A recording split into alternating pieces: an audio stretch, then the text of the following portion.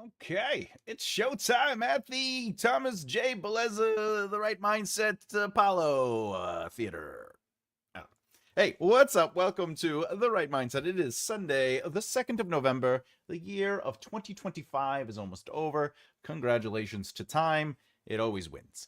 But more importantly, we are on the Write a Book with Me series, From Concept to Conception, episode 43. 43 episodes. That's fantastic, I have to say.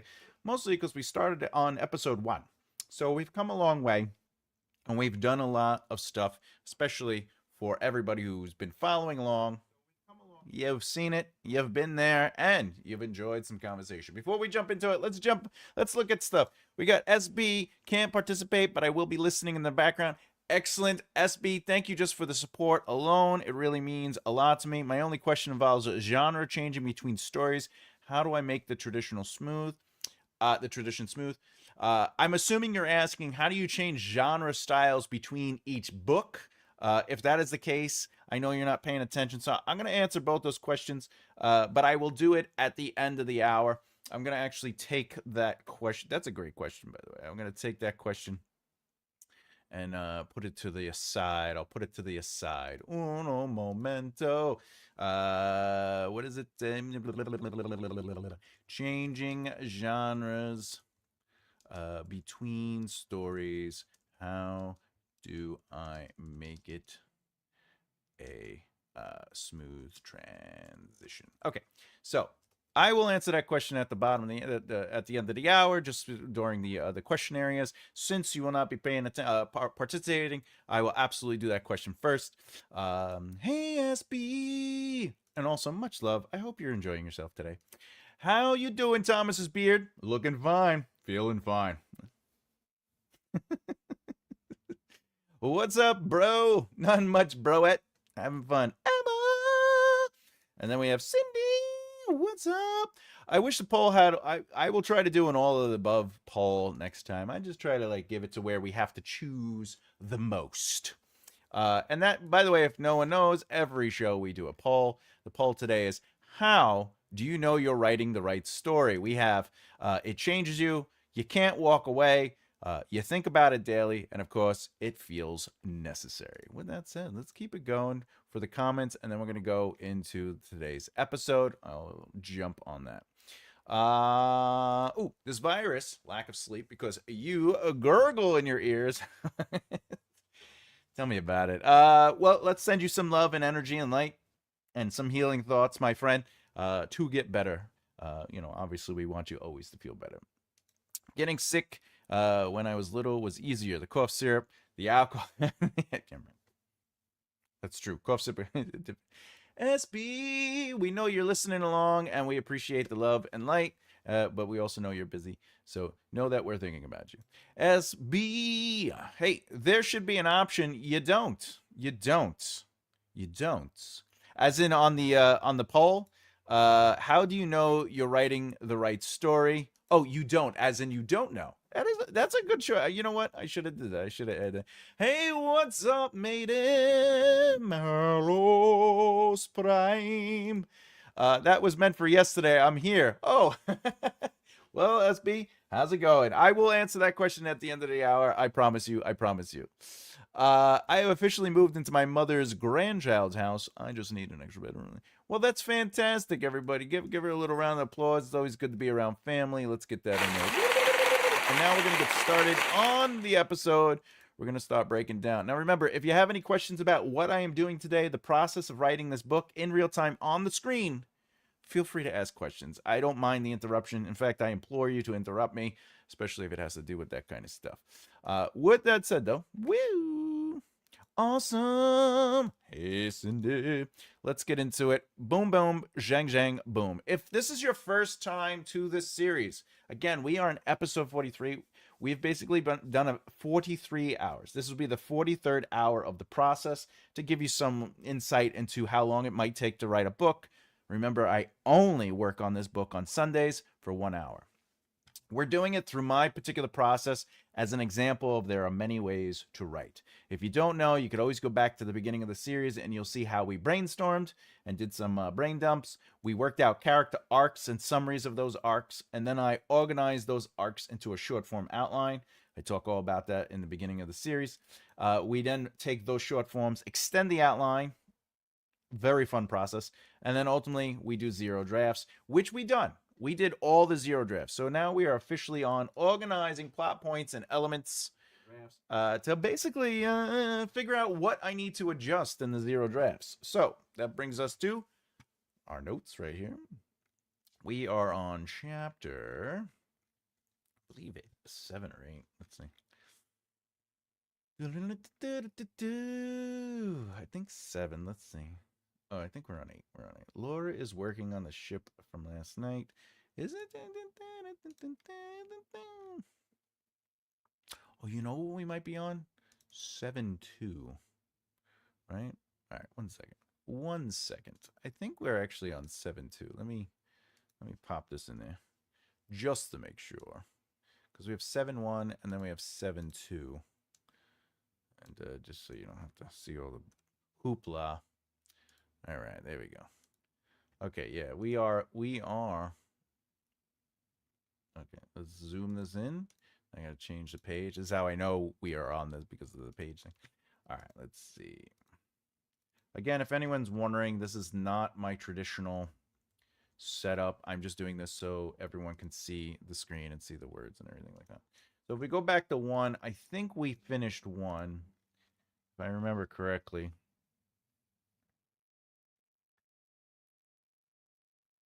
Oh, no, I don't think we did finish this one. Okay. All right, so let's go back to the notes. The owner of the shop has a mending kit, and I think that has to do love interest, romance. She hurts herself. Ah, that's right. That's where we are. Okay, so where are we? Where are we? That's wonderful, Hannah. Question: could an author put how to abort a child in a book, suicidal thoughts, drugs, etc.? I was reading that bright burning. I'm going to say yes. You can put whatever you want into a book. Keep in mind, though, it might affect other people. But honestly, if you feel more comfortable putting a trigger warning, I would do it. You can talk about anything in art. I recommend art explore ideas, even if it pushes back on controversy or it's difficult to approach the artistic subject, only because art is the breath of life, and without it, we can't truly see the soul of the moving barometer of existence. So when it comes to writing in general, as Hannah's asking, I do recommend you write whatever you feel like you need to talk about or you want to explore. Does that mean people will read it? No. It just means that you should do the art that you want to do. That's why some art blows up and some art doesn't. It depends how closely connected and how much it resonates with the audience themselves. Not everyone has boop the like button. Get it together, people. Emma Bennett, Professor Bennett, is telling everyone to do what they need to do, which is bloop the beard, bloop that like button. All right. Where are we? Oh, we got more. Hey, Emma. Hey, what's up, Em? Super. All right. Reviews about it and made me uncomfortable. I also did look through the book, and it's all there. I mean, again, this author didn't put any trigger warnings. I have thoughts on that. I don't think. I think it's a preference if you want to put trigger warnings or not. Like I tell everybody, if you're gonna read my books, just know that I wrote them, and I'm deranged. So that will be present in the books. So it really comes down who you want to be as an author and what you want to write about. Hey, what's up, Sean? Hey guys, hope everyone had a happy Halloween. Welcome to the show. Great to see you here. Agreed. Art is the soul, for sure. It is the soul of humanity, and it needs a chance to be explored, whether we appreciate it or not. Because art is subjective. Make art, but remember, art is exactly. Art is 100% subjective. So whether we like it or not, whether we want to talk about it or not, does not necessarily instantly make it accessible to everybody. All right, let's get back to it. Beard blooming, well blooped. The beard thanks you. All right. She hurts herself. So, again, if anyone's wondering, if you've never been here before, I'm basically looking through my zero draft chapter outlines, which are not prose written with prose. It's written with outline, broad general statements. And I'm going through and I'm taking notes on what I had written for all. We finished all the zero drafts. Now I got to take notes to figure out what I need to adjust, what I need to seed, etc. Please remember to be home before curfew. You know what? The song playing on the radio should come from a band that is popular in the galaxy. All right. Which means, here's an example. So now that I want to sort of play with this idea, I'm actually going to go up here and I'm going to add this to running ideas for world building, okay, which is anytime they play music, it's the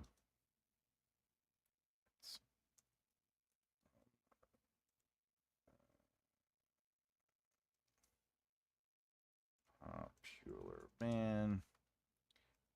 Figure out a name for this.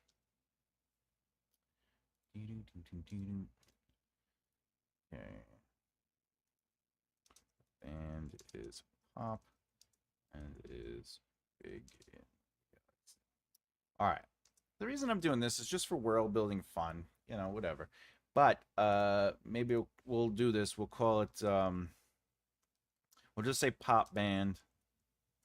All right, and then needs name. Oh, look, he used the M dash. Needs name. All right. So, there we go. And then I could look, what I would do is I just go through each chapter note, which is right here on my notes. A beard of iron gray. That's right. That is correct. What do you think of publishing on Amazon through a marketing firm? I don't know enough information about the marketing firm. However, I would not. Only because I'm used to running my own business for years, and I rather approach self-publishing as a business, as a continuous brand, and not really rely on a third-party marketing firm to publish on Amazon. If it was a publishing company and they were interested in publishing me, I would definitely be interested. But that doesn't mean I would sign with them, mostly because of everything that has to do with licensing rights, your IP availability. Are you giving them just the publishing rights? Are you giving them the ebook rights? Are you giving them the film and television rights? So there's a whole bunch involved in that. When it comes to a marketing firm, that isn't traditionally how you would publish something. If in turn, though, you publish through Amazon yourself and a marketing team is hired to handle advertisement or design and establish your brand, that's a different story. And I would be up for that if I didn't do that stuff myself. Flowers! I think I slipped under the radar with my evening nutters. I think you did. Let me go back. Let's go back. Did I miss it? Oh, I feel I missed it. And I apologize for that. My brain just is all like blah, blah, blah, blah. I can't, by the way, it's November 2nd. There we are. Evening Nutters. Boom. I founded it. All right. So, anyway, here's an example of why notes are important. So, I basically took notes and I came to a point in chapter 7 where I want to add a popular pop band just as I like sort of world building aside. How's Morticia? So basically, I'm going to go through the chapter notes and see if there's a place I can seed the band, right? And we actually might be able to seed the band in chapter 1, or better yet.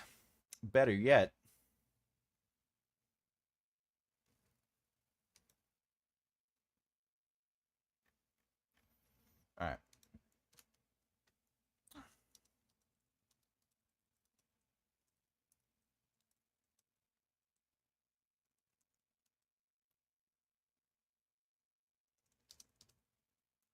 Okay. Or have her play the music at her house. Something like that. Something like that. She's fine. She's in between my legs on the bed, stealing warmth as per usual. Cats. The soul suckers. All right. Hyperspace. They go in.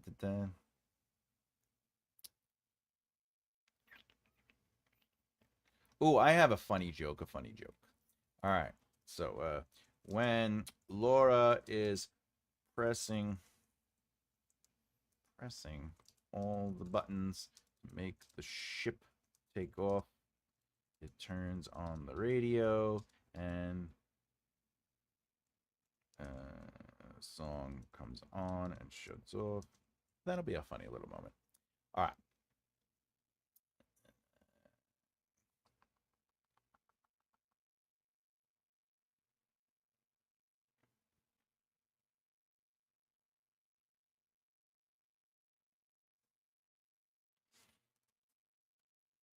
Maybe when the ship finally crash lands and stops, the music from comes on.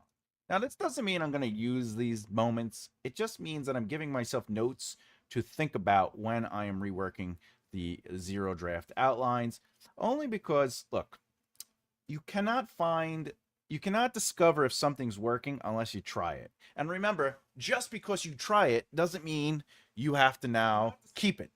Oh, well, I wrote it in there, and since I wrote it, it must stay. No, the idea when it comes to writing and developing a story and quote unquote discovering it, even through the outlining process, the whole point is to give yourself ideas. The whole point is to take ideas and expand them and to try to fit them into chapters. If they don't work, you take them out. There's lots of stuff that I had in the first zero drafts of my epic fantasy novels that I didn't end up with in either that book or in general. However, there are some things that I took from one book and moved to another book, or there are beats that I shrank, or there are beats that I took from one chapter and moved it to another chapter.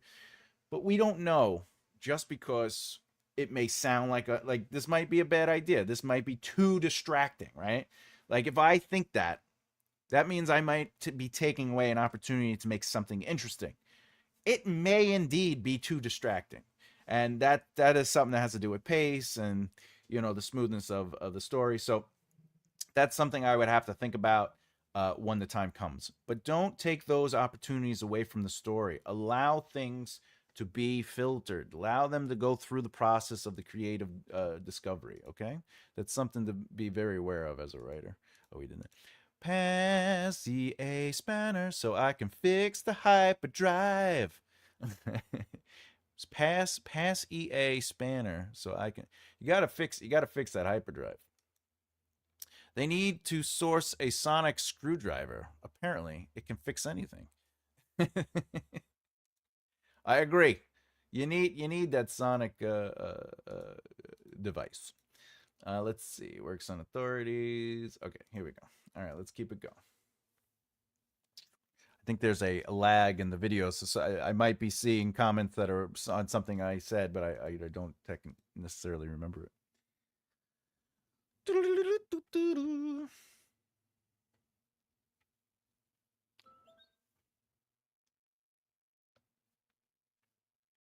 All right, she walks over, asking her about her current job, the ship job.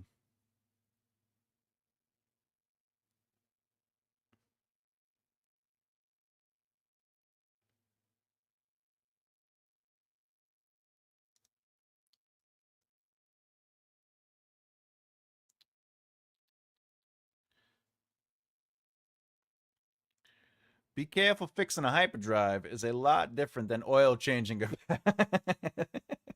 Accurate. Correct. That's funny. Correct, Mundo. All right.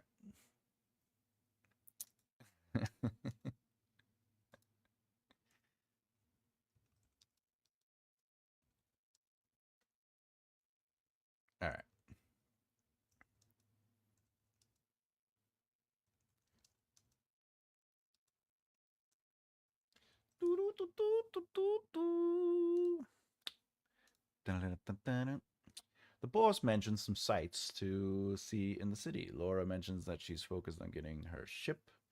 In fact, she needs to make a list of parts. Ah, yes, yes, that's important too.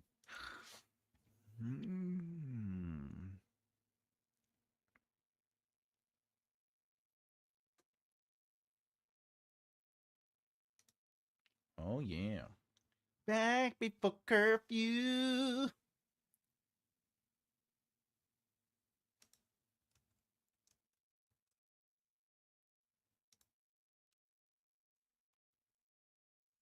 All right.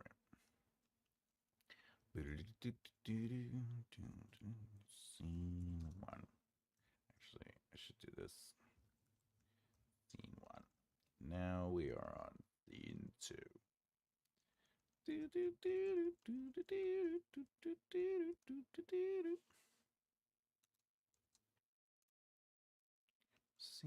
two. And then we have. Okay. I think it only has one scene, but just in case. Just in case. All right.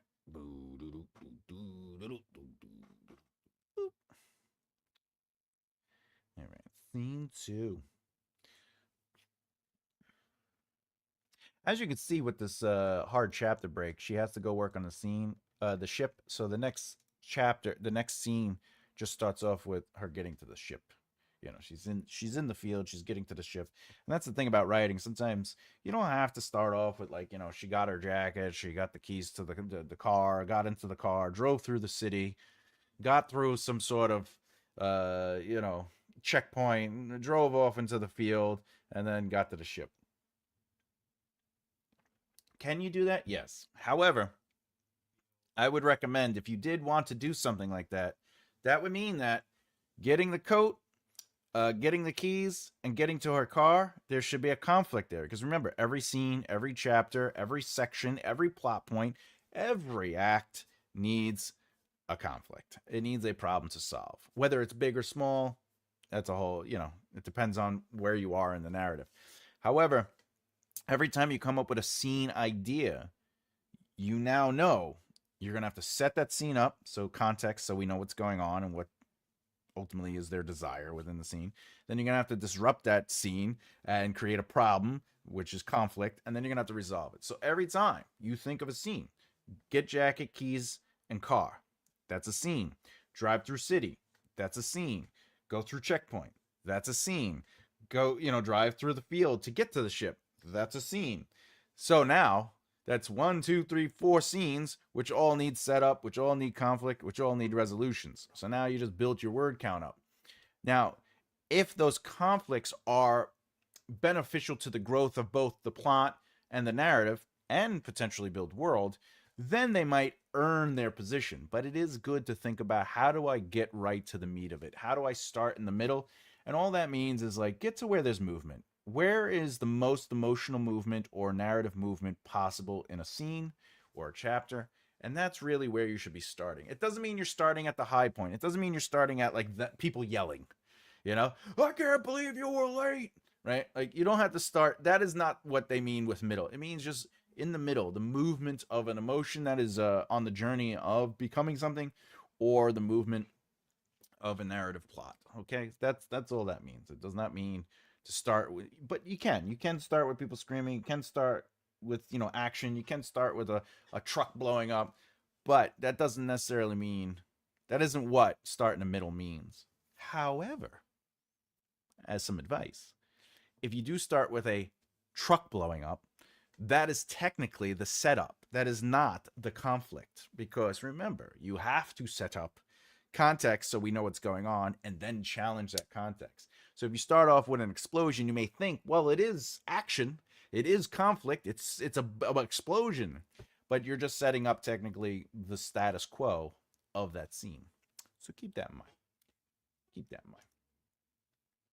Keep that in mind. All right. It appears they've been here for a few days. Oh, they have markers around the crash area. Vehicles are there. What we got here? When you are writing your drafts, do you leave notes in each draft if you haven't figured something out every time, all the time. That's right. Though Cindy, you're reading the evolution of my drafts.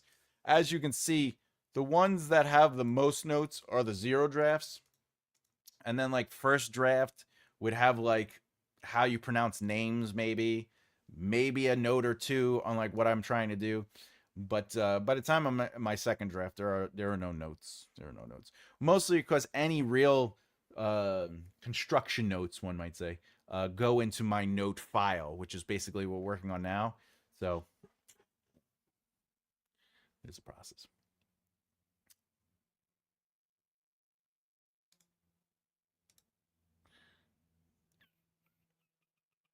And brush. Uh-oh, grass. We know grass. Too much grass. You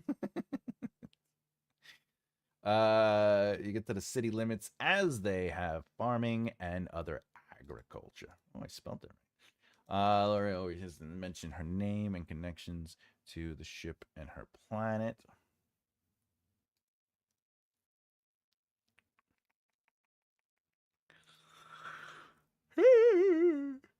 Speaking about finding her, however,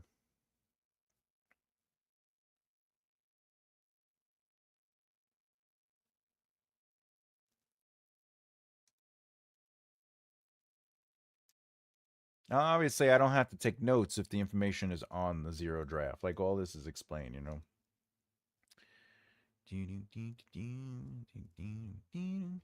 This is technically a note.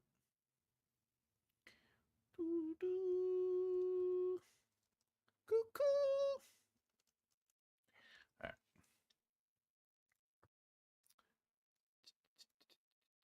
Laura has to get out of there.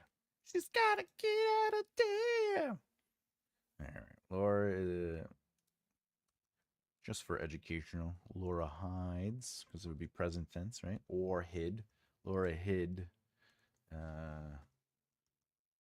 Hid as they closed in near her, unaware of her placement or position. Just doing that to show you the difference between tenses and styles. All right. What we got here?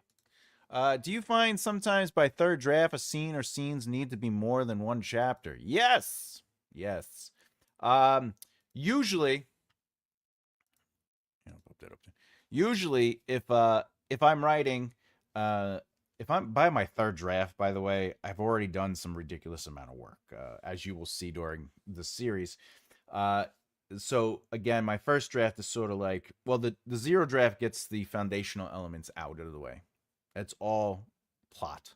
The first draft is where I start adding character, and I don't really focus on immersion, but there is some immersion, but it's all about prose. The second draft is where I'm adding immersion and going a little deeper to the emotional truth. By the third draft, the reason I might change a chapter into two chapters, or maybe add another scene, or take a scene away, or split scenes, is because every time you get to a draft, you're either adding or taking away word count. And if I'm adding more word count in a third draft, which is not unusual, it means that it's time to adjust things as needed. Because remember, we're always trying to service the narrative. Um, I would say by the third draft for the first book in the Maven Wars, I definitely took a scene that was in a chapter as a hard chapter break and gave it its own chapter. There's some scenes I just took out. I was like, this isn't doing anything. It's just slowing down the pace. It's just more ramble, whatever the case is. So you have to make those decisions as you're going into it. I think I will start writing this book without an outline. I'll work the outline out as I write. That it's funny, Afghani. That's what we've been doing.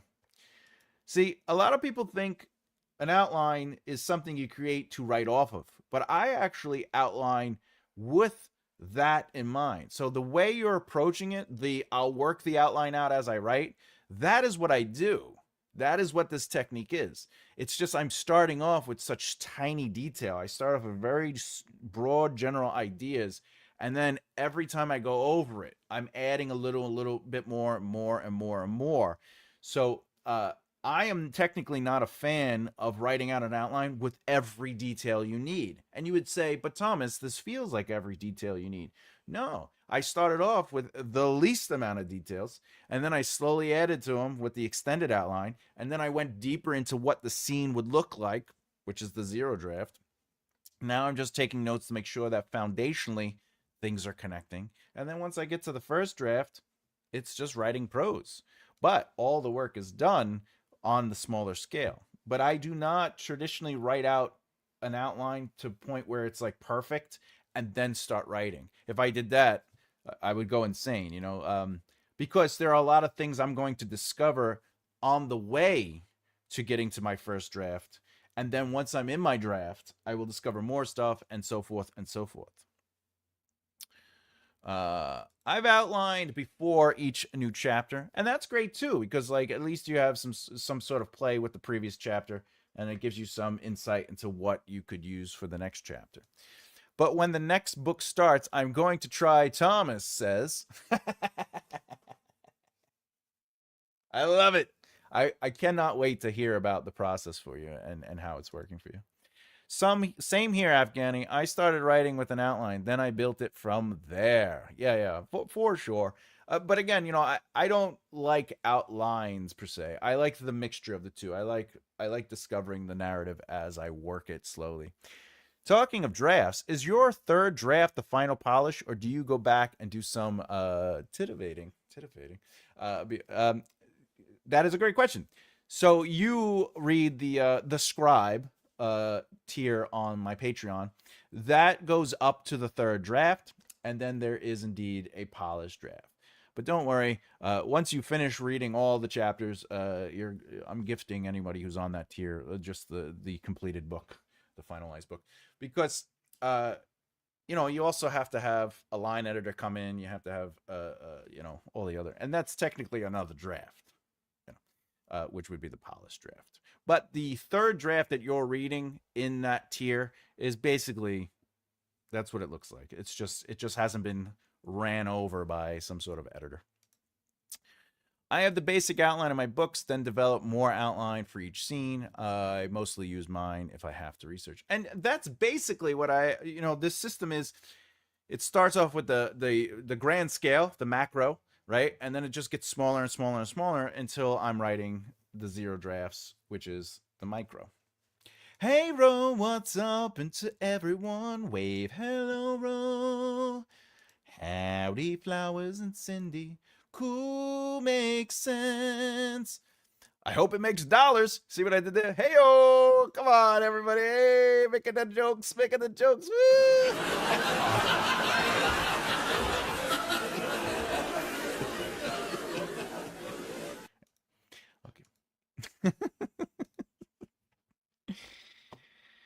Lara is having a mental deep dive of what she's seen, heard, and is thinking about.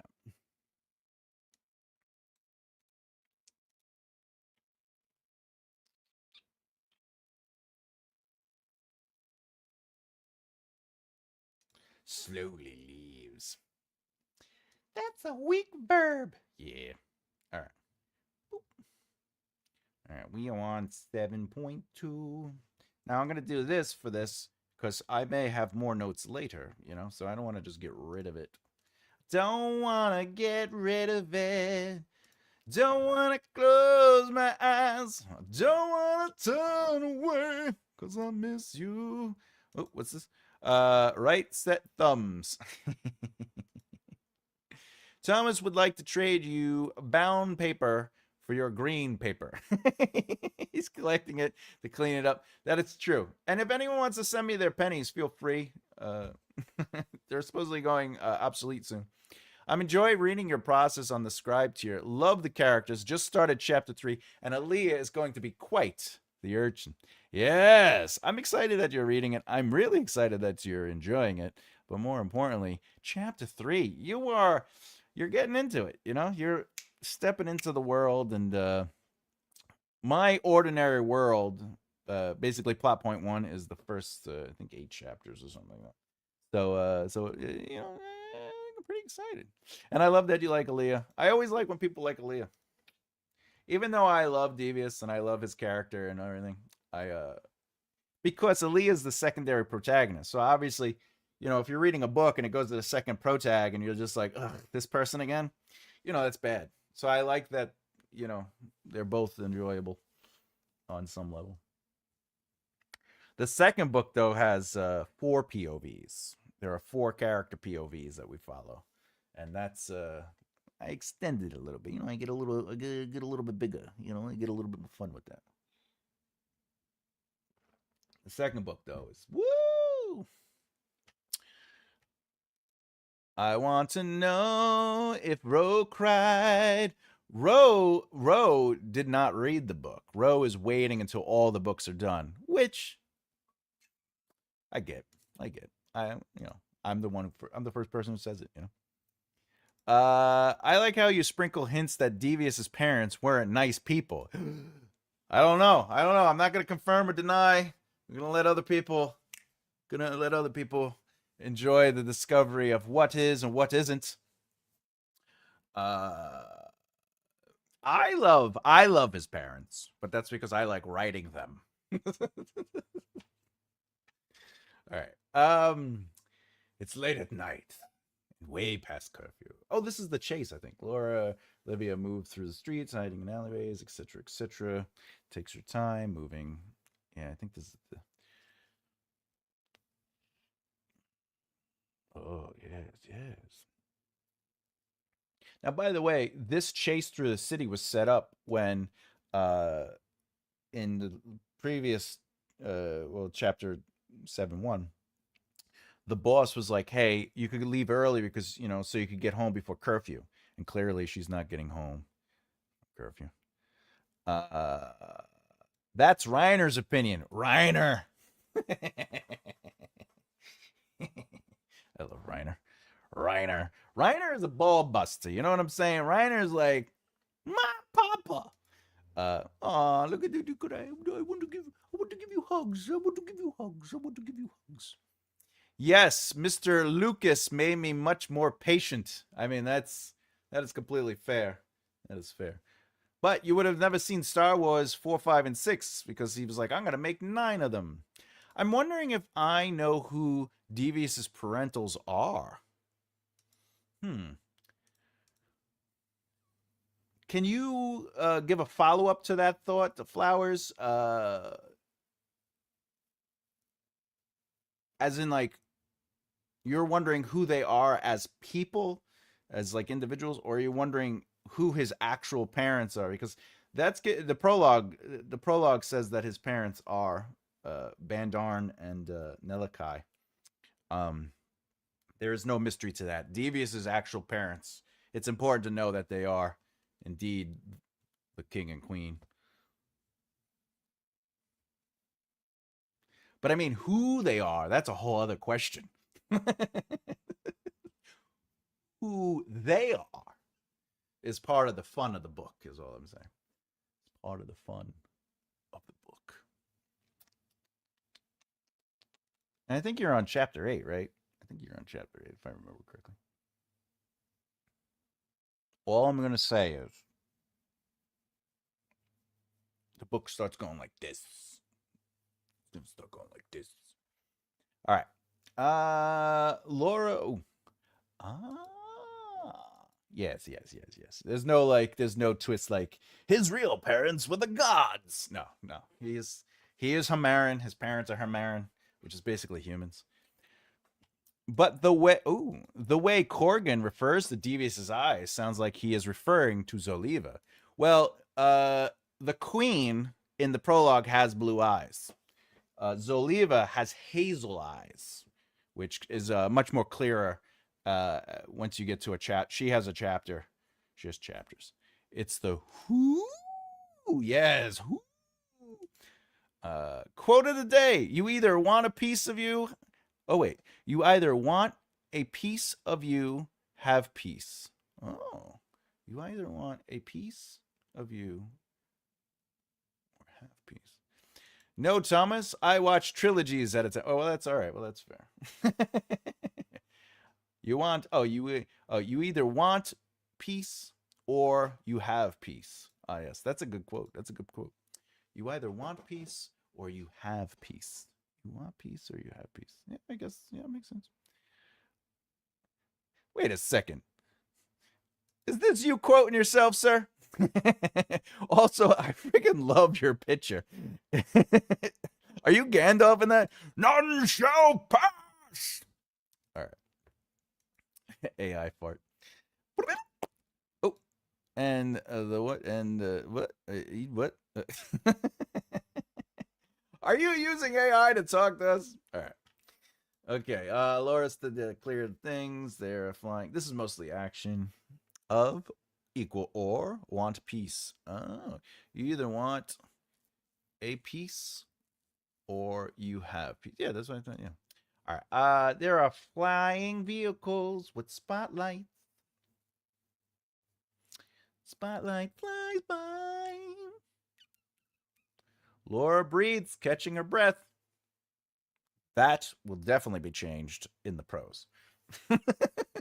Laura breathes, catching her breath. In a breath. At the breath of her touch. And dealing with the blood running down her calf. Ah, ah, ah. She got hurt, sucker. She lowers her head and picks herself up. How does she pick herself up? You think she like levitates herself? How's that work? All right. Crossing to another building. She limps. She is limping, is passive. She limped, is active. She can see the building, is passive.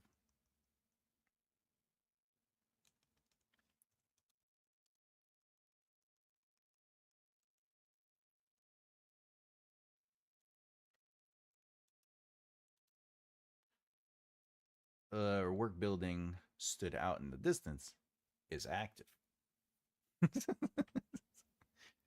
Are you laughing because I'm happy she's hurt? Yeah, I'm wondering. I'm wonderful, wandering wizard. I love it. Run or fly, you fools! Fly, you fools! Dun, dun, dun, dun, dun. Now I just want to play double bass.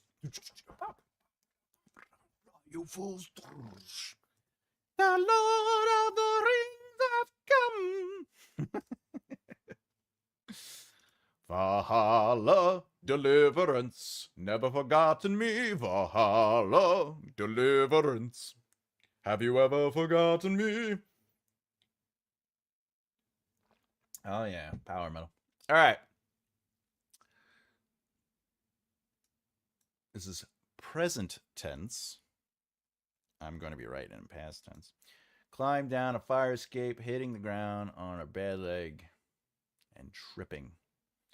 I think you could do this. I think you can get away with that. Hitting the ground on a bad leg and tripped forward onto against the building. The soot. How do you spell soot? Soot.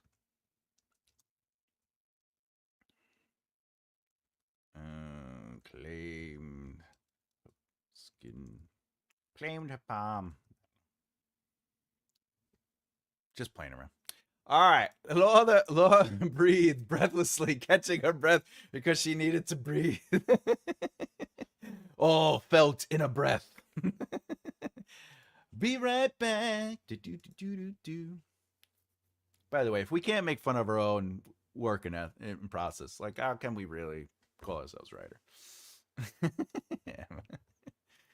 What did Emma say? Did I miss Emma's? Emma said something. Oh, M. Trust me, someone has written that somewhere. Oh, for sure, and it's most likely a YA. And not to knock YA, but you know they're a little bit more wordy and direct. They're straightforward. There's not a lot of play because it's young adult. Now middle grade, that'll get even more like she ran across the road. Her brain was racing with thoughts of fear, but she could not stop. She knew if she stopped, the beast behind her would take her. Right? Like it doesn't leave a lot for the reader. Now adult epic fantasy, that's a whole other story. You're supposed to be able to read.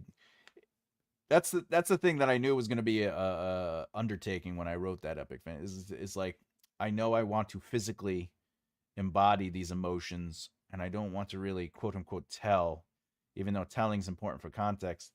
I was like, how far can I go with allowing it to feel like a film, like we're watching these characters exist, and that I was writing their behavior so accurately or so truthfully that it dictated or influenced the emotional truth of what was going on. So that is a process. That is a process. I'm a rage against the machine kind of move. I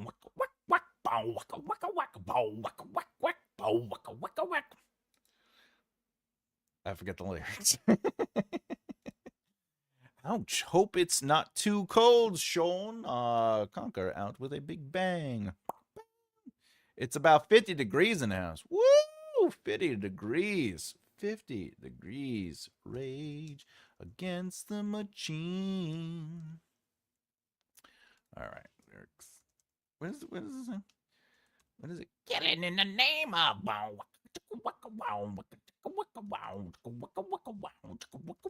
Killing in the name of. Some of those that work forces are the same that burn crosses. Wow. I'm looking at the lyrics. They don't say anything. It just repeats everything. And now you do what you want. And now you do what they told you.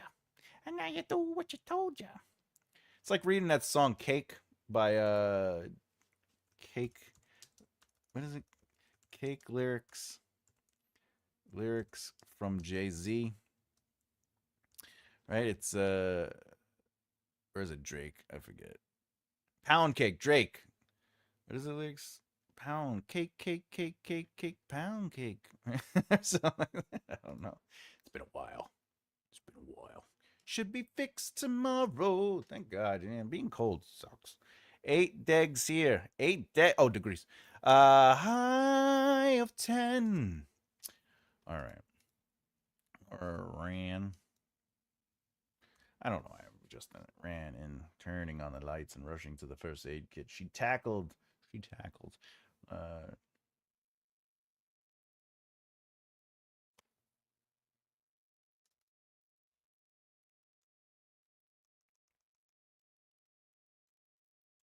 Now, see, when I'm writing prose, like this line right here, just for anyone who doesn't, this is a zero draft chapter outline. So this line is a beat that like a full prose needs to go through. So this is like, if this takes 1, 2, or 3 prose to get to it, it does. If this takes 1, 2, or 3 prose to get to it.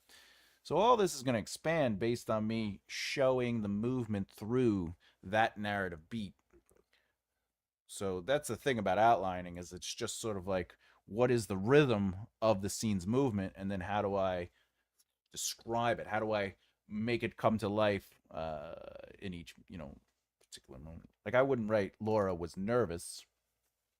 I would show Laura being nervous. I'm glad I'm not where you live. It's cold. It's cold outside. The boss tells her that maybe he can speak with somebody about getting you another ship just to go home. No, no, no, no, no. I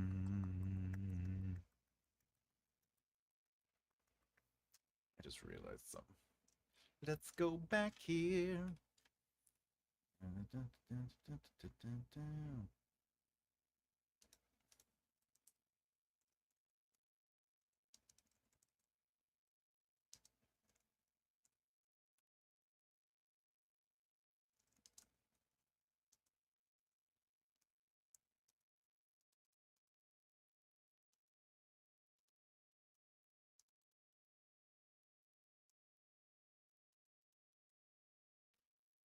Off the top of my head, these are things I think are important because the ship is narratively potent. So I'm definitely gonna have to make sure that I seed all that crap in there. Seed all that crap in there. 8 cell back in the spotlight. I say that to myself every day. 8 Celsius in Calgary, cloudy. Woo! Calgary. It's cold. Warm in Canada is like cold, isn't it? It's cold outside. By the way, we see Newman on the 12th of November. Ooh, that sounds fun. That's a Wednesday. That's next Wednesday. You should please have fun with that. In response to whether I use AI to talk to you, I use a microphone since oftentimes I'm driving. Sometimes the AI glitches out and posts 50 copies of what I say. Oh, you have voice to text. Voice to text. Hopefully, he'll play lots of classics. Flowers. All right.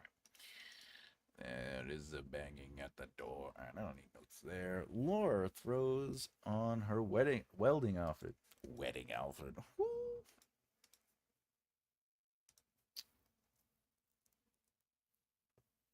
Back. Hmm. Authorities come back into the back area. That's what she said. And authorities, Laura can't hear them coming. Now, see, Laura will be in first person. So this beat would not necessarily, she wouldn't not hear them calling. You know what I'm saying? Like, you can't, because it's in first person, when you're writing out the prose, you can't write that she can't hear them because she doesn't know they are doing a thing. So that's something very important to think about. Oh, Telecon album tour. Old stuff I like. I wouldn't bother with this newest stuff. Throw it out. Get it in the garbage. That's because Laura is married to her job. That's right. When did we put a wedding outfit in this story? Thursday. The authorities bang on a barrel. Boom, boom, boom, boom, boom. Hey, yo, what? What? Who? What? Me? You want me?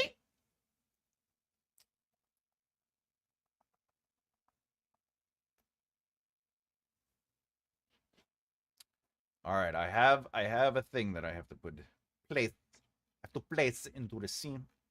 Place into the scene. By the way, there are 3 scenes in here.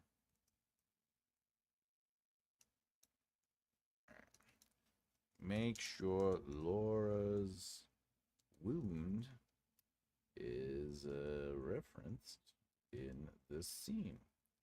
Potentially give away she was running around.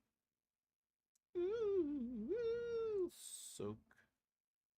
soaking through her pant leg. Maybe. All right. Maybe. Maybe. What we got here? We got 14 votes on this thing so far. Great, great, great.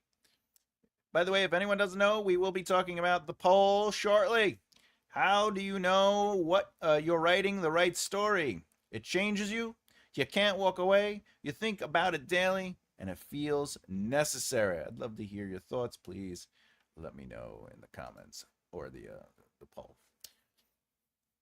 All right, I think we're going to finish up on this chapter. The authorities, they don't start looking around. They look around the area. Remember, start means to stop because they are being interrupted.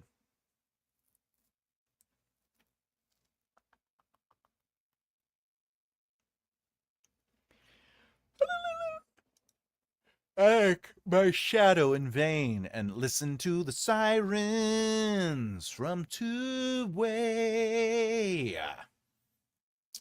Took my daughters to a grandson concert on Halloween. Of course, I was not invited. I was just a safe ride there and back. Isn't that always the way?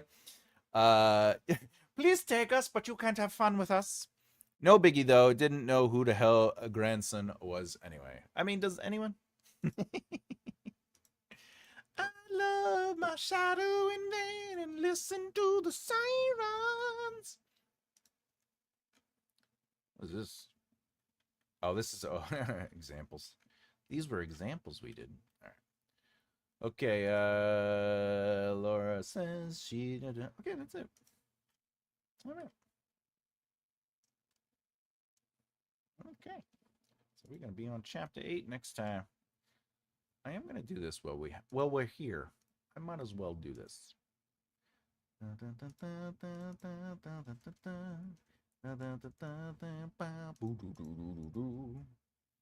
Don't, don't you want me? Don't you want me as I'm walking out the door?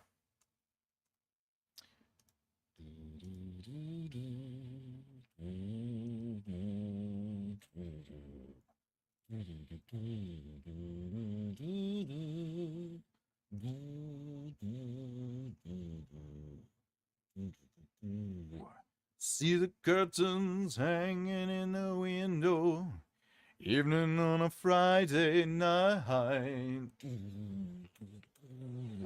A little light is shining in the window, lets me know everything's alright. Summer breeze makes me feel fine, blowing through the jasmine in my mind. Summer breeze makes me feel fine, blowing through the jasmines in my mind. Yeah.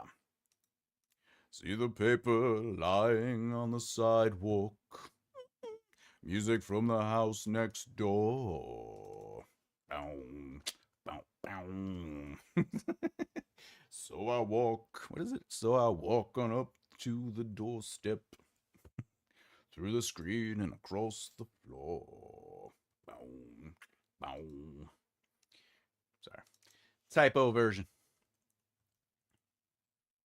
Summer breeze makes me sweet days of summer. What do we got here? Me neither. All right, so there we go. I'm on chapter 6 of my quick read through. It's not going very quickly. Can you tell I'm procrastinating? Yes, I can. That's okay though. That's okay. What are you gonna do, right? You gotta read it as fast as you gotta read it. Don't try to rush it. You know, sometimes one might even say you're going to have to read it more than once. So if you miss something now, you won't miss it next time. But I have sorted out the ever-increasing edit list so far. That's fine. The edit list is your baby. You know what I'm saying? Like, it's meant to make the narrative better. So the bigger it gets, whatever, it happens.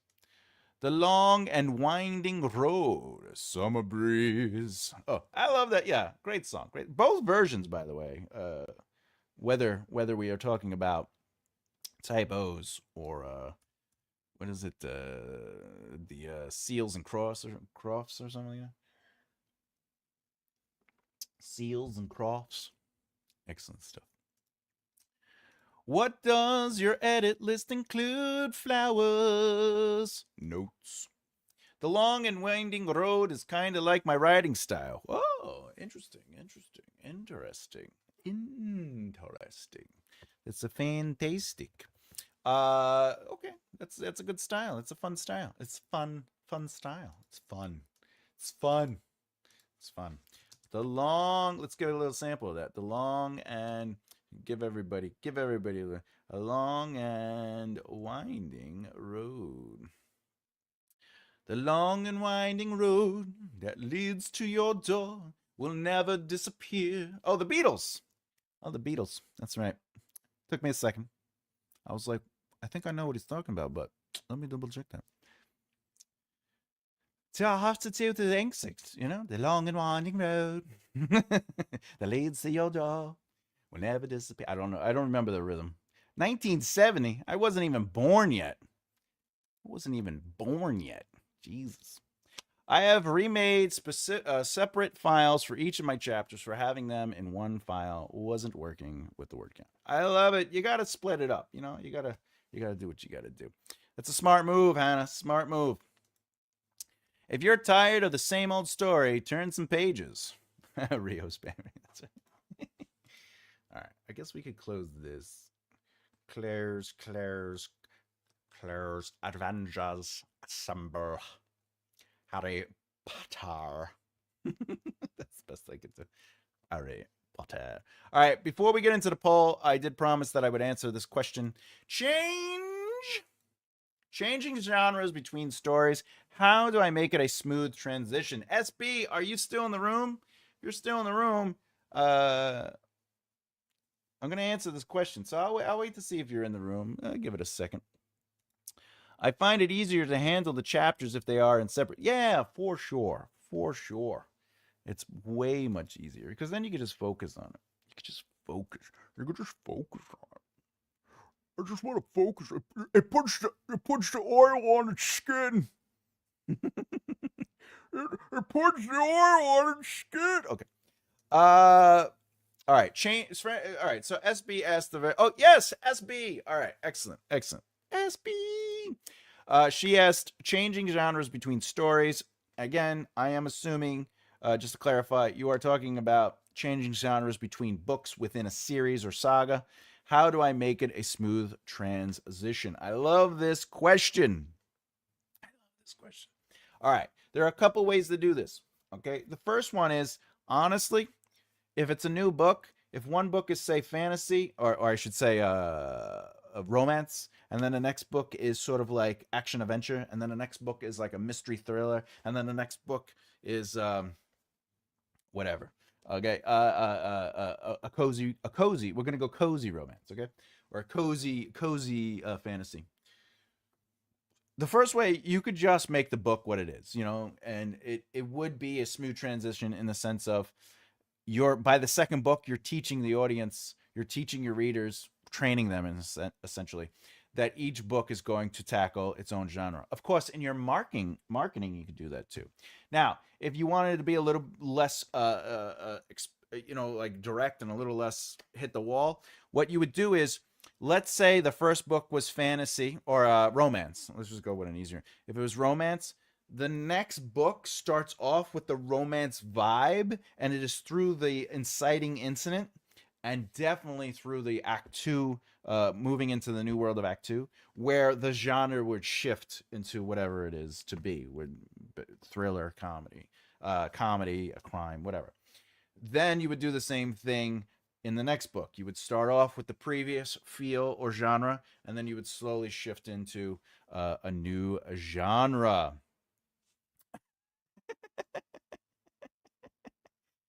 Yes. So I hope that helped. Those two ways are pretty much the most practical ways to do it.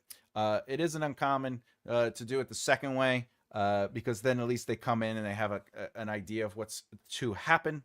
However, if you wanted a third way to do this, I would recommend allowing the end of the book, like maybe the prologue, the epilogue. Allow the epilogue of, like, say book one is a romance. Allow the epilogue to sort of begin the shift, to allude to the next thing, where you set the tone and the style. So you could do that. And I would even maybe jump to the prologue to solidify that switch. And that would definitely be sort of like, hey, this book is going to be a little bit different.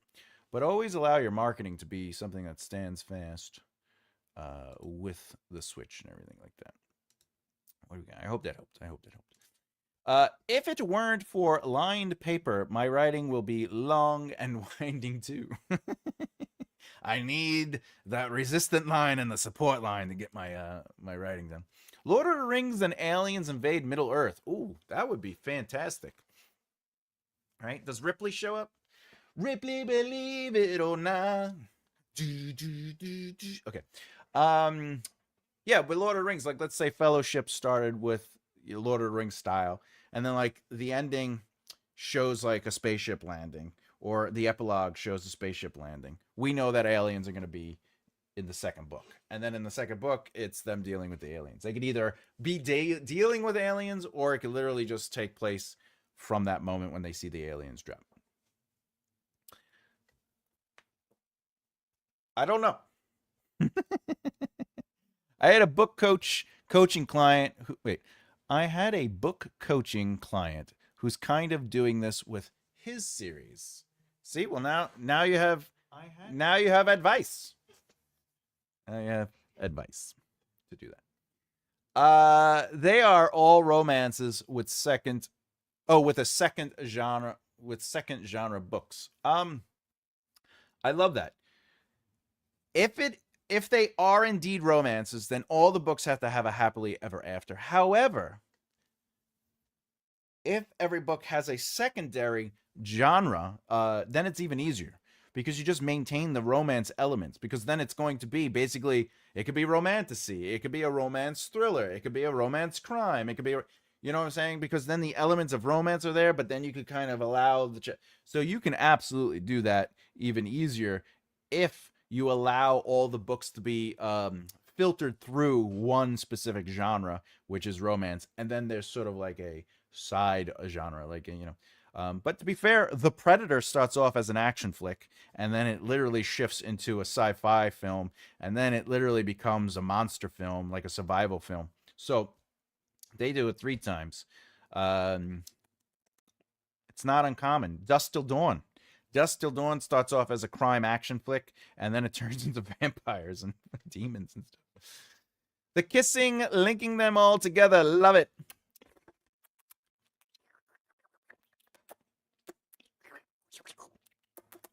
Is that how people kiss? I forget. It's been so long. You know, is it? They go, or did they go, or is it blah, blah, blah, blah, blah. I forget. I forget. They sound interesting. Yeah, that is interesting to have like romance novels and then like they have different genres in it. I think that is fantastically interesting. I will no notes. All right. That movie where Abraham Lincoln is, well, to be fair, that movie doesn't have a genre shift. It is consistently crap, but it is at all times a vampire movie because Act 1 starts off establishing that it's Abraham Lincoln as a child. Even though in the books he's a child much longer than in the movie, but it establishes it, and the inciting incident is ultimately that his mother gets bit by a vampire and turns into a vampire. So that would not be an example. Actually, that wasn't a bad movie. Are we talking about Abraham Lincoln, Vampire Slayer? Because he still gets shot in the head at the end. I don't know, you would think he fights vampires, has his highly insightful instinct, and then he's just like, oh look, 4 scores and 7, you know, 6 sempum tyrannus. I think I broke my leg. Don't worry, go to the barn, you'll be fine. All right. I'm breaking up CA, and people have to journey about them.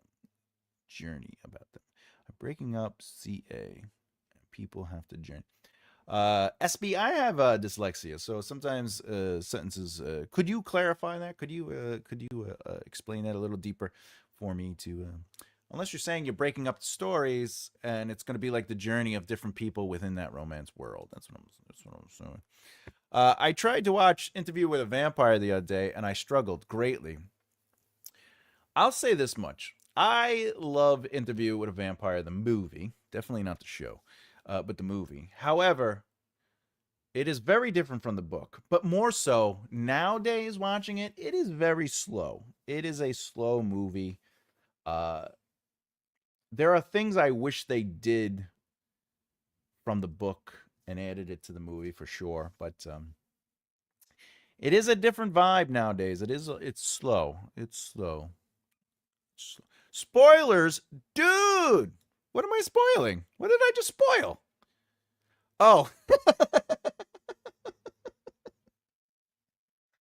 I did not spoil anything with Abraham Lincoln Vampire because they don't really go into it. They're just like, it happened, and then he's like an adult or something like that. The book is far better. I guess I did spoil the book though. But I didn't spoil it because you shouldn't be reading it. Yes, true. But they had to tie history into it. Well, they definitely did. They definitely. Did I give it? Also, the spoiler is that Abraham Lincoln, I think that's what you're doing. Abraham Lincoln is indeed killed, and 6 Sanus Tyrannus. We got, John's Wilk Boots jumps off, breaks his leg on the stage, then he crawls to a barn, and that's where he.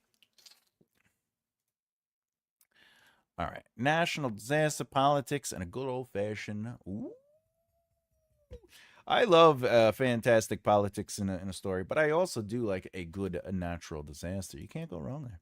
It's based on a real story. That's right. Abraham Lincoln was indeed a vampire slayer. Murder, Murder in the night air. Murder, murder. It's a fright scare. Oh, murder, murder. Okay. Thomas formed the genre consistently crap. That's right. That book is that genre that I can't stand. It's consistently crap. No more on State of California. It's California. We are now 3 territories. Ooh, that's interesting. No more State of California. When did that happen? California broken up into 3 states? No, California has not officially been broken up into 3 states, but there have been several unsuccessful attempts to do so. A prominent example is Tim Draper's Cali 3 proposal, which qualified for the ballot in 2018. However, it did not pass. Interesting. Breaking up California, many attempts. There have been 220 attempts to break up California. Wow.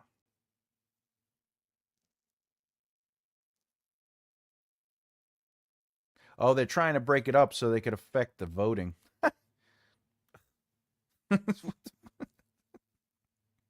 Republicans are pushing to split California. This has nothing to do with reading. I'm sorry. Writing. That's crazy, though. Main 3 families are trying to get from one part of this. Oh, you mean in your story, in your book, the California was broke. Oh, that's, oh. I love that. Main 3 families are trying to get from one part of the state to another and danger zone throughout. That's fantastic, SB. That sounds exciting because the stakes are always rising and very good. I spoil everything. Everything. Some say I don't spoil everything. There are some things that are delightful. Hey, Emma.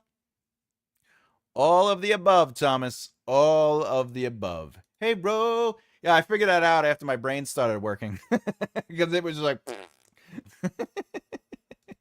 All right, let's get to it. Let's... What do we got here? We got the poll. I like how you immediately jumped onto the web to see if it was true. Well, I grew up, my father taught me a very important rule. It's the rule of 3. And he was always like, look, teachers, I'm not always going to be here to tell you stuff. Your mother's not going to be here to be telling you. Your uncles, your grandparents. No, we're not always going to be here to tell you stuff and teach you. Sometimes other people, this is when I was younger, other people are going to teach you things. But I want you to know, if I tell you something or if someone else tells you something, if you accept that as the truth, you'll most likely never grow as a person. So you always have to deep dive.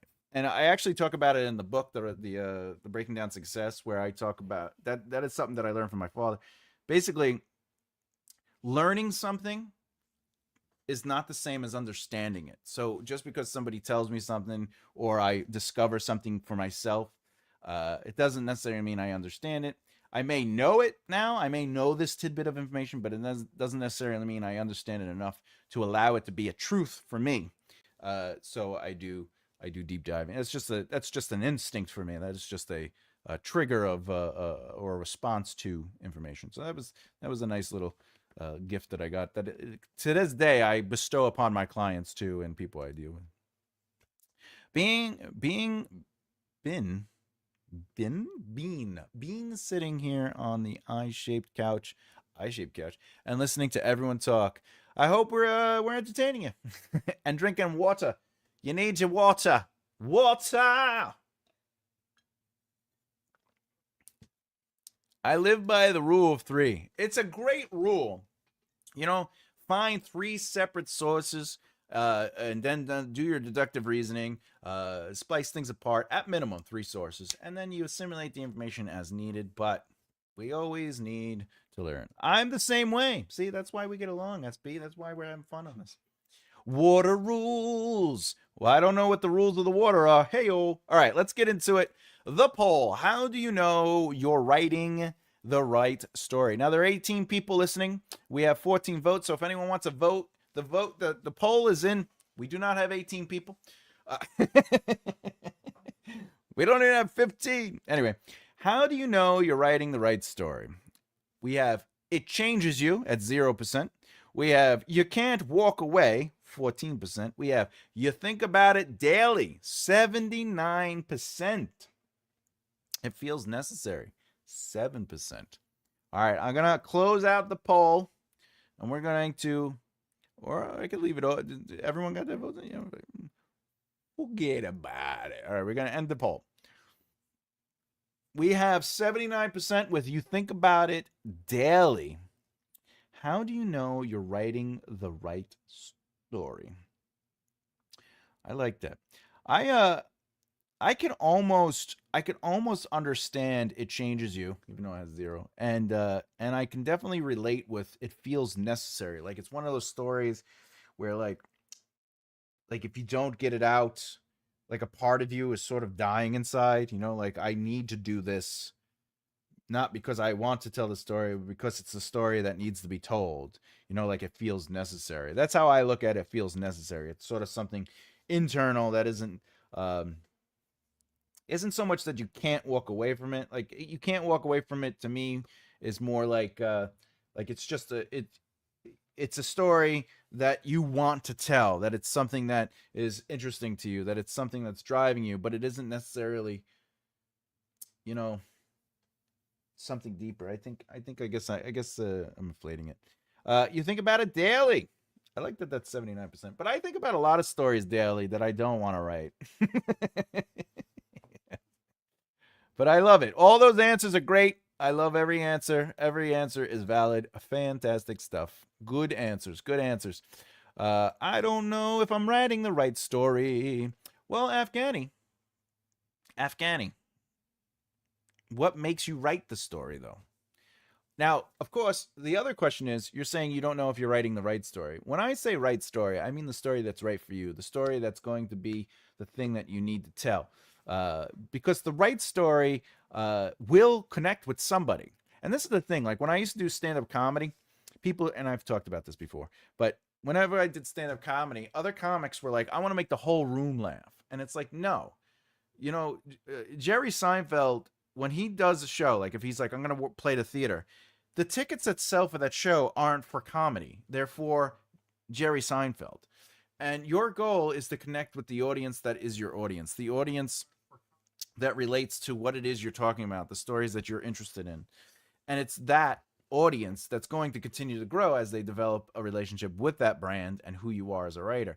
But if you're just trying to write the book that's right for everybody, you'll never, ever find that book because it's impossible. Just because people may love red, but that doesn't mean they like all the color red. You know what I'm saying? Like, so it's just a matter of writing what matters to you, the things that drive you to write the book, and then the audience that will be right for that book will be the one that connects with what you're trying to say. That's my thoughts on it. I could be wrong.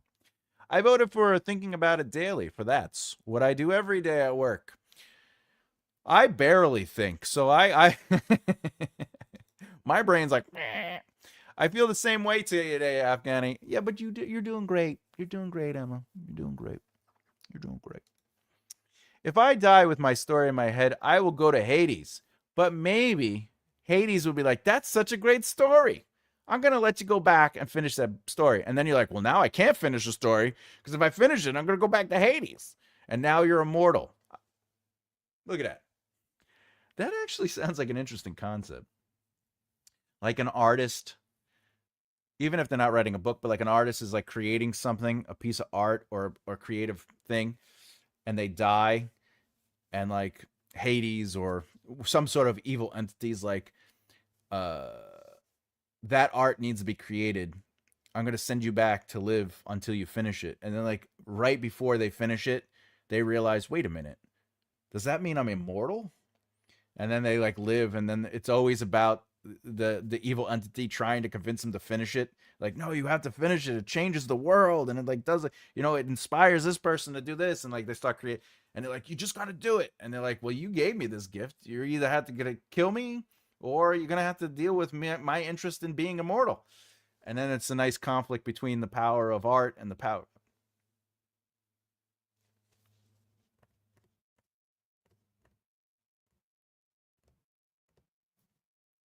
That's something. Oh, cool. We can hang out, Sean. Oh, in Hades. uh, I said think daily. Second would be can't walk away. Third, it feels necessary. Last would be it changes me. I said think daily. Boom, boom, boom, boom, boom, boom, boom, boom, boom, boom, boom, boom, boom, boom. Think daily. I mean, I get it. I get it. When it's just like the story is on your mind, it's like I need to tell this story. I'm constantly talking about my story to my coworkers. So far, everyone loves it. You know what that means? Count out how many coworkers you have and be like, that's how many sales I'm making on day one. Because if they don't buy this book, I'm poking all of them in the eyes. That's awesome, though. It's a great feeling when people are just like, hey, you need to write this book. Every time you tell us about it, we just want to read it. Don't give them too much, though. Don't tell them too much because then they'll read it and they'll be like, I knew this was coming. I knew this was happening. Give them enough. Seed it, Get those sales. Get those sales. But I don't know if they're just being kind. Well, as long as they're being kind enough to buy the book to support you, that's what friends are for. I'll say this much. All right, and I do talk about this in the Breaking Down Success series that where there are several audiences you have. You have your family, you have your friends, right, and you have like associates. Okay, that's like one group of friends of potential audience, right? But then you have the strangers, okay, the people that you don't know and they don't know you, and then you have the people that know you but you don't know them. Okay, so those are three groups. You have the familia, which is family, friends, and associates. Associates are like your coworkers. Okay, and then you have the strangers that you have no knowledge of and they have no knowledge of you, and then you have the people that just support you. They are your fanship, but you don't necessarily know them. Your job isn't to sell to your friends, family, and associates. Like those people, if they support you and celebrate you and elevate you, because celebrate and elevate is the purpose, they're doing what they need to do as your circle of familiarity, your friends, family, and associates. Their job, if they are good friends, are to support you, whether it's to elevate you just by, hey, keep doing what you're doing, or if they buy things, or if they do whatever. But your goal isn't to sell to them. As my mentors used to tell me, you're trying to sell to the strangers that don't know you by branding to them and getting them to build an emotional relationship with your brand. And then you also want to continue to service or supply the demand of the strangers you don't know that know you and want your stuff. That's the real fan base. Because again, when I was in a band, this is where I was, I go there, all the bands are playing, and the only people in the audience are their girlfriends and boyfriends and maybe the bar owner. And then you're like, why aren't we growing our audience? Because the only audience we bring are our friends and family.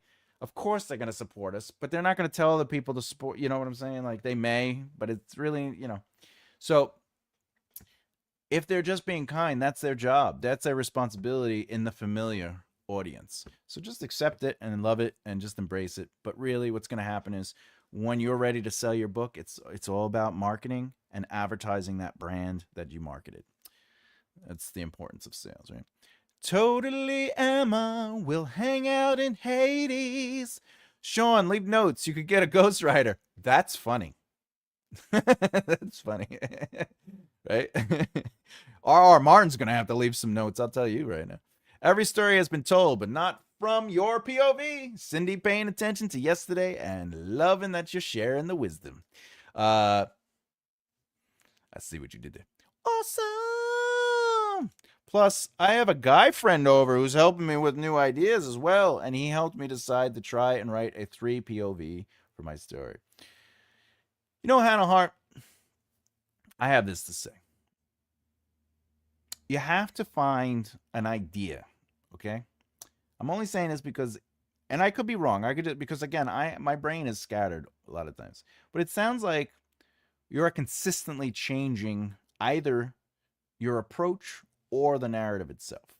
My advice to you is to pick one approach and just do that until the book is done.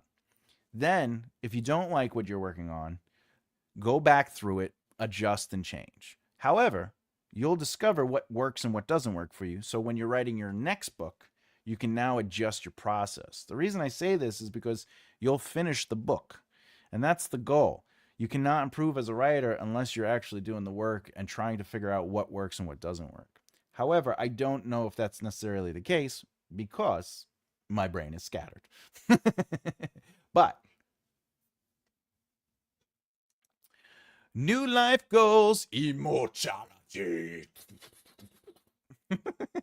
Ooh, I almost thought about it. I was like, is that a book that I'm going to work on? But I have so many books that I'm working on. I got the writing books. I'm formatting the self-help books that are done. I'm writing an epic fantasy saga. I'm writing side books from the saga.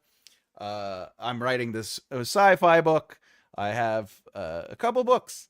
But if anyone wants that idea, please write that. That sounds like such an interesting idea. I mean, technically, I could add it to the fantasy world, but it does, right? It sounds like a fantastic idea. Anyway, if you are writing a book in 2 or more POVs, is it a good idea to write the whole thing in POV and then go back and write the other POV? Well, I will be the first to say don't write the whole book. I would say start small and grow from there. With that said, if I was going to do it through my process, I would write the entire character arc or arcs of a character into the 27 plot point outline. And then I would do the same with the other character. And then I would figure out who's my primary protagonist. And that's what the narrative is going to be about. I'm going to allow the book to move through that narrative. With that said, I would then take the secondary POV and then slip it in and around the main character, the protagonist.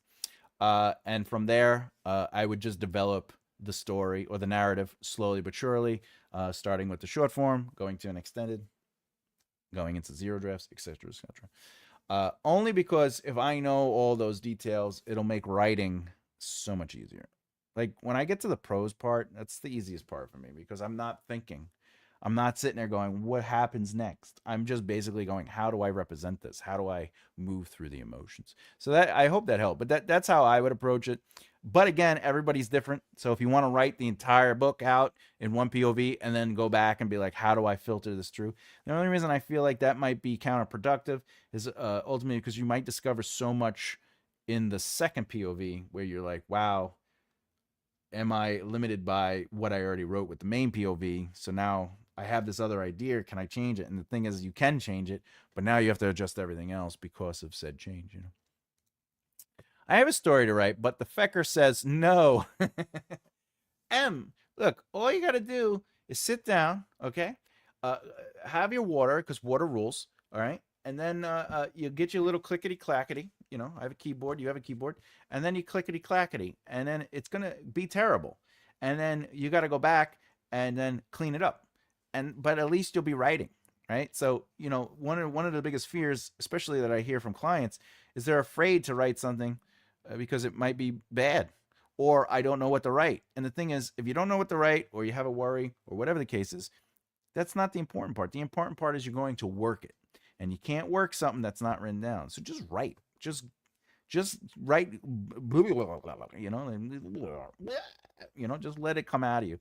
Because ultimately what's going to happen is it's going to turn into something. It's going to turn into words. But it's not going to be perfect. Not until at least the greater drafts, Cindy W., there are a few out there. You just have to uncover them like a treasure hunter searching for other thoughts. I like it. I like it. I like it lots. I'd say for the first book, don't complicate it. Do one POV. Afghani, that's good advice definitely for anyone who's writing a first book. If it is literally your first book, it might be beneficial to just write it as one POV. But if you're in your third or fourth book, you never know.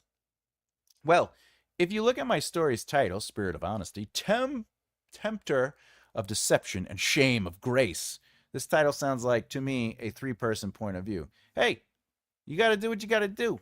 How to approach it however you want. Boom, boom, boom, boom. Flowers says, I have to strengthen MC2 as his arc is a little weak as I have focused on MC1. All right, well, that's fair. That's fair. A little advice on that. Make sure you don't have MC2 be as prominent or as important to the narrative. Only reason I say that is because it will take away from your MC1 and the roles will switch. And if the narrative is based on the main character arc of MC1, you want that to be the driving narrative force. So definitely give them more chapters.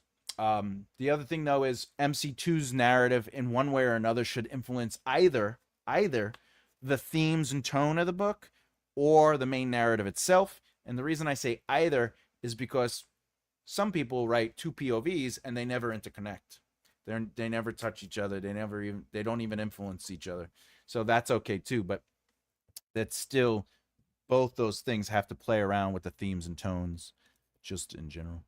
And I have read a couple of books with multiple personalities. Well, listen, Game of Thrones, multiple POVs. Way of Kings, multiple POVs. Heroes, multiple POVs. It's not uncommon. Multiple POVs. Does anybody know any good stories? A mechanic for... Wait, what? Does anyone know any good stories? A mechanic for the protagonist. It's a good idea. Oh, Bucket List. Bucket List. I know that's a movie, not a book, but Bucket List. Morgan Freeman is technically one of the main protagonists, and he's a mechanic. Great movie. Cried. Do some clickety click. Clickety clack, clack, clack, click, click, click, clack, clack. It works every time. I follow Abby. Oh, yeah. And I was laughing as she said, I give everyone permission to write ugly. That is true. You need to have permission to write ugly. That's great advice, though. And Abby said that. Interesting. Yeah, great advice. Great advice. Write ugly. That's a fantastic rule to live by because everything has to be made into something. Even us as humans, we're born basically as a bleh, and we have to work ourselves to become the thing we become as adults, you know? So you gotta do what you do. You gotta do what you do. All right. Like, do some clickety-clickety sounds like a plan. Oh, they are influencing each other. Yes, they are. I bet the MCs are like, hey, and they're like, hey. I love it. Jacob in Twilight was a mechanic. He worked on motorcycles. Are you Team Jacob or Team Edward? That's all I know. I love Abby Edmond. Who's Abby Edmond? Abby, do I know Abby Edmond? Abby Edmond. Oh, Abby Edmond, YouTube writer. Is that who you're talking about? Abby Edmond. I can't find it. List of YouTubers. Are they touching each other flowers? They are. They are. Darn typo. Oh, sorry. Typos everywhere. They just form. Peace out, y'all. Gotta run. Hey, Sean, thank you so much for dropping by. I love the support, and obviously I'll be looking for your comments and talking to you. I'm always here. Please keep me on your journey because I want to celebrate and elevate everything you're doing, my friend. Thank you so much. Bye, Sean. Have a good day. And Kat. Oh, Kat. Yeah, Kat's Katastic. Katastic. Yes, she's fantastic. She just stopped working on her YouTube. She like vanishes. I feel bad because she's so filled with education and information. They will eventually touch the hoo-has, the no-no spots. Are they going to touch the no-no spots? Oh, Abby Emmons. Yeah. Emmons. Abby Emmons. Abby Emmons. Emmons. Yes, Abby Emmons. She writes, if I yeah. Excellent. Abby Emmons. Make your story matter. That's Abby Emmons. All right. What do we got here? Boop. Oh, by the way, if you didn't know, And I know we all know. Boom! MakeItRightLeftHere.com, Breaking Down Success. The book is available for anyone who doesn't know and anyone who's jumping in and watching this video to the end. Check it out. If you're looking to be successful in the entertainment industry, including writers, comedians, actors, everybody. It shows you how to be success. First and foremost, creating the foundation for longevity, and teaches you everything you need to know about establishing your foundation for success. I just got to chapter 19 on the second draft of this book. That's right, I'm flying through the second draft. I'm doing double time on this book, so hopefully I'm still looking at a first of the year release. That is my goal. Doesn't mean it will happen, but I want to do that. And anyone who's been listening, Death of a King is only exclusively available on Patreon under the Scribe tier. The Scribe tier. The book isn't only an epic fantasy journey in the fantastical world of the Maven Wars, but it also teaches you and gives you a little behind-the-scenes process of not only me doing the outlining, but also working on the drafts of each level of draft. So it's a fun experience. But you also get a bunch of stuff on that tier as well, including the first 2 tiers are automatically accepted or available because you took on the Scribe tier. And in 2026, I will be releasing a video series that is, it's going to be teaching people how to outline. Then I'm going to do a how to write prose, and I'm going to move on from there. But if you don't want to join the Scribe, that's fine. I appreciate that. But if you want that lesson thing, I assure you it will be available in other ways for people to jump on. All right, other than that, so there you go. I got 3 different books. They're all available. All available. All right, what we got here? What do we got here? Did you just bloop me? Did I just bloop you? I don't think I blooped you. Did I bloop you? No. I love you, SB. I would never bloop you. Did I bloop you? No. Who blooped you? Are you saying bloop bloop? Bloop. Is that a good thing? Is blooping? Blooping is good, right? Yeah, I blooped. Buy stuff for Christmas. Yes, Christmas is coming by. If you want to buy some stuff for your friends and family, Christmas is your I'm just saying, I'm just saying. Do you mean the yes spots, Thomas? Yes. Yes, I do. If you've ever seen the show Lucifer, fantastic show, Trixie is always saying, Mommy, did you touch Lucifer and his no spots? Praise and love and light, elevate and celebrate. All right. Is that everything? Is that everything? Is that everything? Everything. What do we got here? Oh, better than needing to be bleeped. I would never bleep you people. I love you people. But I will have some water. Oh, all right. Before we get going, since today's Sunday, let me tell you what's happening on the schedule for this week. For anyone that cares. All right, so this week, oh man, we are flying through. What is it already? Jesus. Jesus. All right, on Wednesday and Friday, the pre-record videos will be Wednesday's video at 2 p.m. Eastern Standard Time will be the Action Speaks Louder Than Words series. And we'll be talking about dialogue and conflict, using dialogue to create tension, conflict, and dramatic moments. I'm looking forward to that video. And then Friday will be, Friday is Dr.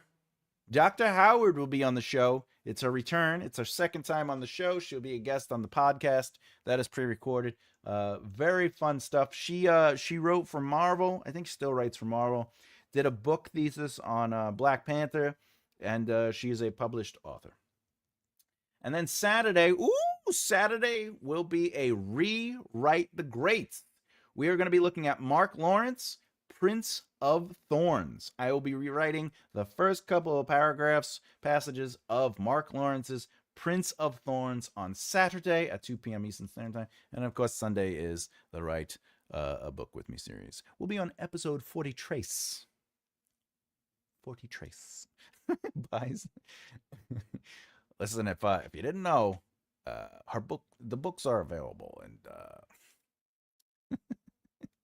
boop. All right. Do, do, do, do, do, do, do, do. I really hope that Carla's son has developed sales. Is all I'm saying. And if we are a part of that, all the more merrier. You know what I'm saying? Because that's the goal. The goal. She was a little pushy though. Just a little bit. A little pushy. Hey guys, great to see you here. Buy my son's book. Anyway, really nice seeing you. I gotta go buy my son's book. Hey, I'm just dropping back in to say my book's son is his book is available. My son's book is available. Buy the book. And by the way, I gotta go. But before I go, just remember, son's book. I've read them all. They're not all that. Oh, snap. We got some smoke thrown in the writing room. Smoke thrown in the writing room. I can say, honestly, the books were fantastically not purchased. I don't know if they are anything. I don't even remember Carla's son's name. Carla is an inspiration to poor marketing. Read them again. Damn it. Read them again. Buy Carla's marketing. But you know what? I wish I knew. I think I saved it. I think I had to have saved it. Did I save it? Let's see. Did I save it? Did I save it? No. Can I save it here? Maybe it's under authors? Authors.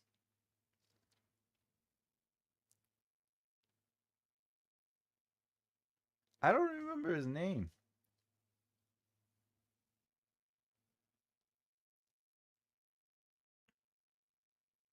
I don't remember. I was gonna look it up and read. I was gonna read the first page. I can condense it for you. Tell people to buy your book a lot. They are holding up my broken bed legs. And you know what's funny? I bet your bed legs weren't broken, but you were like, these books need to have some purpose in life. So then you broke them, and you're like, oh look, they are good.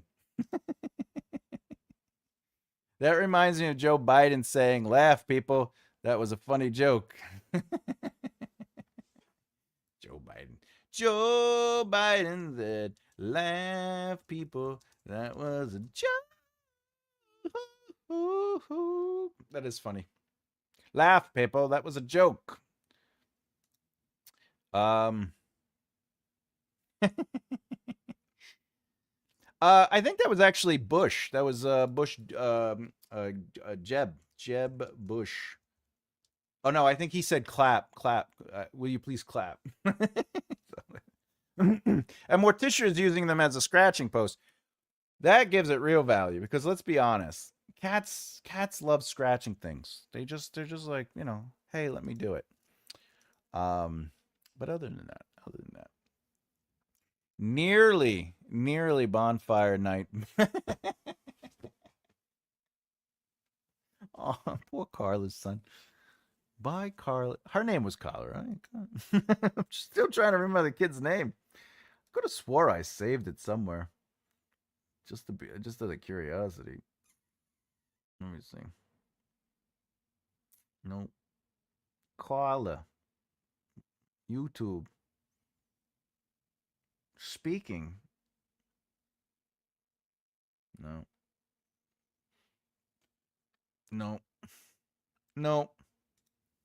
Nothing. Nothing but words and love. Nope, definitely a Joe quote. No, I was just thinking off the top of my head. Off the top of my head. All right. Other than that, I think we did good today. We had some fun. We had a lot of fun. We talked everything. Oh, if you haven't done so already, please subscribe. Hit the bell icon so you don't miss out. Got a lot of interesting stuff coming up. Also, just as a fanfare out there, I even though I'm pre-recording a bunch of videos for the year, if you have video ideas, feel free to go to my website, makearightleftheere.com, and more or less send me an email saying what kind of video you would like me to make a video on. Please allow it to be about writing or business of writing, not, could you make a video about how you get those biceps? Oh, yeah. Oh, God. Now my back, now everything hurts. Oh, God, that hurt.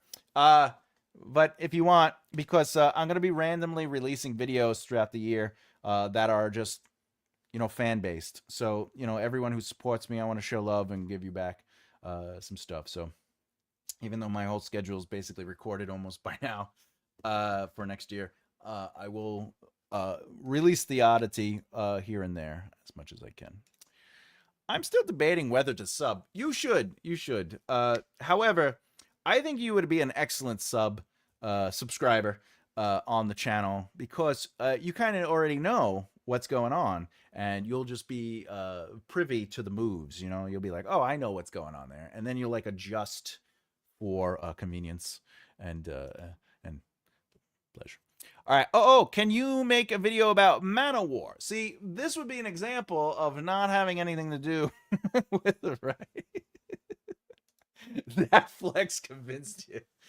Yeah, well, I worked hard on this bicep. I got it padded.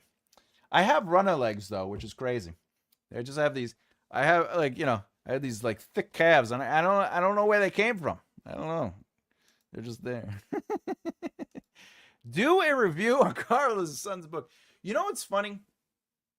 I was thinking of doing a series where I basically review narratives, like where I break down, is the narrative good? Like that kind of series. Like, is the narrative good? And then it's me trying to see what is good about a narrative and what's not working about a narrative. But not necessarily reviews because reading is subjective. So I don't really like reviews. I'm technically anti-review, oddly enough, when it comes to because again, like if you have ARC readers and you just send it out to a mass list and they're just ARC readers, like when people pay for those services and like 200 or 300 people get the book and then they don't like romance. So they're just like, I don't normally read romance and this book just had too much kissing. And you're like, of course you're going to give it 1 star. I was hoping there was aliens. You know what I'm saying? So, but if I did the video series on the study of the narrative, is this narrative good? Then I could break down ideas. So that might be something interesting. I want a dramatic reading of Carla's book. It was the night of dark, and the sky was dark and night, and people were there in the village at night. Oh, this is good. This is good. How about rereading Carla's son's book? Does anyone know Carla's son's name?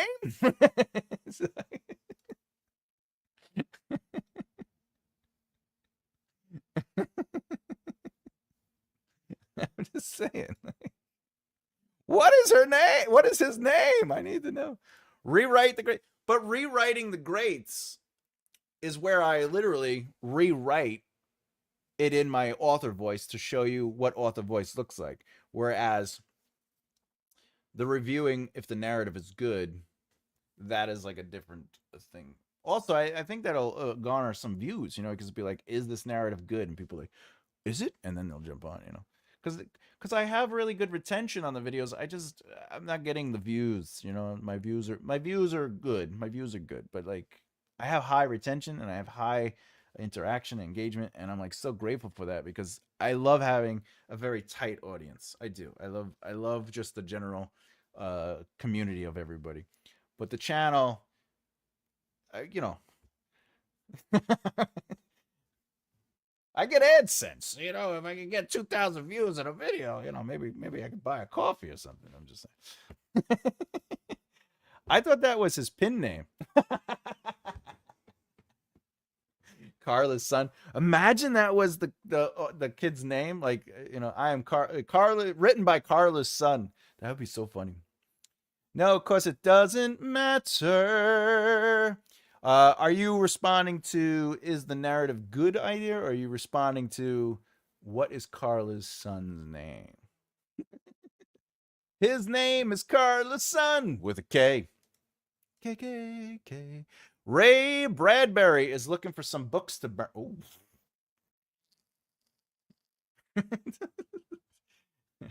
I mean, any ideas? Yes, Carla's son's books. He has several.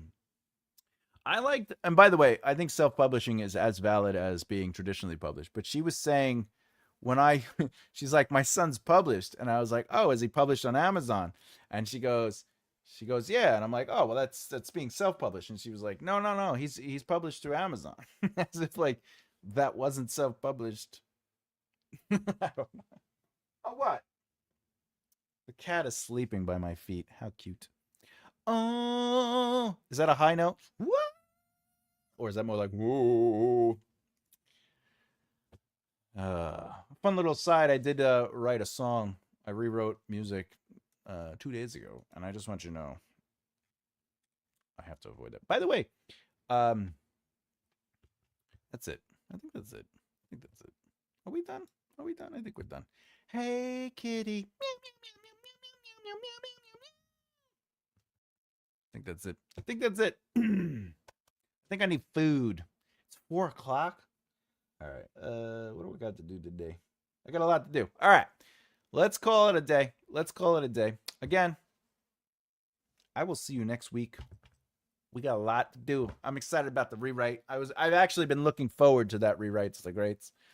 No, that was in reference to Bradbury looking for books to burn. You got to burn the books.